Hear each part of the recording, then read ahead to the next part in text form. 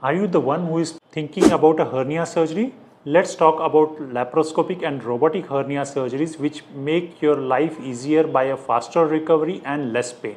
In conventional hernia surgeries, the scars are bigger, the dissection much more intense. But in laparoscopic and robotic hernia surgeries, the dissection is much more extensive, but the incisions are smaller, leading to a faster recovery and less pain. With laparoscopic surgeries, smaller incisions are made and the surgeon uses a camera for the entire surgery. This leads to less scarring, less pain and quicker recovery. Most of the patients are able to recover and go back to their work in just a couple of days. And robotic surgery, it is a step further ahead.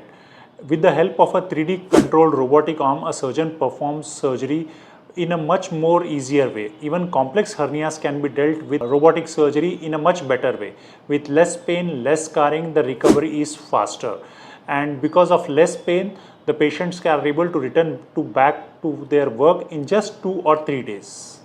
Both techniques lead to less pain, less chances of infection and a faster recovery.